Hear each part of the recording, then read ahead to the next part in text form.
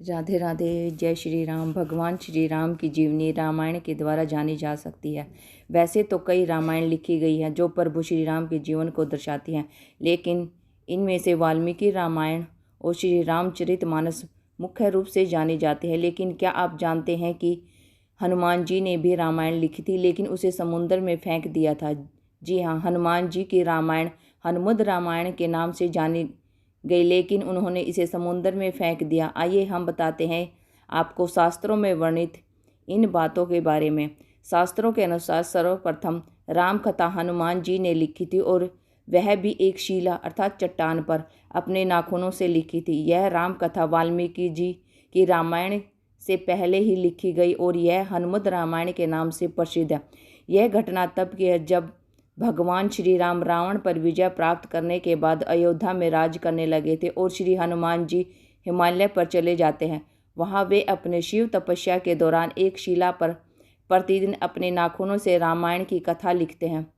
इस तरह उन्होंने प्रभु श्री राम की महिमा का उल्लेख करते हुए हनुमद रामायण की रचना की। कुछ समय बाद महर्षि वाल्मीकि ने भी वाल्मीकि रामायण लिखी और लिखने के बाद उनके मन में इसे भगवान शंकर को दिखाकर उनको समर्पित करने की इच्छा हुई। वे अपनी रामायण लेकर शिव के धाम कैलाश पर्वत पहुंच गए। वहां उन्होंने हनुमान जी को एक और उनके द्वारा लिखी गई हनुमद रामायण को देखा। हनुमद रामायण को के दर्शन कर वाल्मीकि जी निराश हो गए। वाल्मीकि जी को निराश देखकर हनुमान जी ने उनसे उनकी निराशा का कारण पूछा तो महर्षि बोले कि उन्होंने बड़े ही कठिन परिश्रम के बाद रामायण लिखी थी, लेकिन आपकी रामायण देखकर लगता है कि अब मेरी रामायण की अपेक्षित हो जाएगी, क्योंकि आपने जो लिखा है उसके समक्ष मेरी रामायण तो कुछ भी नहीं है। अब वाल्मीकि जी की चिंता का शमन करते हुए श्री हनुमान जी ने हनुमद रामायण पर्वतशिला को एक कंधे पर उठाया और दूसरे कंधे पर महर्षि वाल्मीकि को बिठाकर समुद्र के पास गए और समय द्वारा रचित श्री राम को समर्पित करते हुए समुद्र में समा दिया। तभी से हनुमान द्वारा रची गई हनुमद रामायण उपलब्ध नहीं है।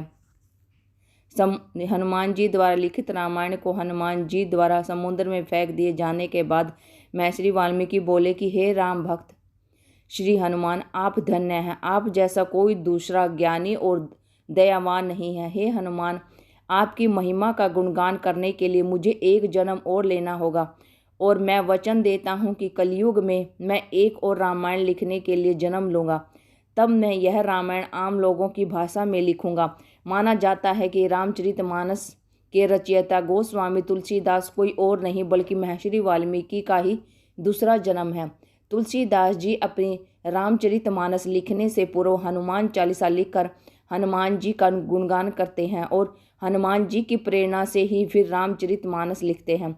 माना जाता है कि महाकवि कालिदास के समय में एक पट्टलिका को समुद्र के किनारे पाया गया, जिसे कि एक सार्वजनिक स्थल पर टांग दिया गया था ताकि विद्यार्थी इस गूढ़ लिपि को पढ़कर उसका अर्थ निकाल सके। ऐसा माना जाता है कि कालिदास ने उनका अर्थ निकाल लिया था और वो ये भी जान गए थे कि यह पट्टलिका कोई और नहीं अपितु हनुमान जी द्वारा रचित हनुमद रामायण का ही एक अंश है, जो कि पर्वतशिला से निकाल कर जल के साथ प्रवाहित होकर यहाँ आ चुका है।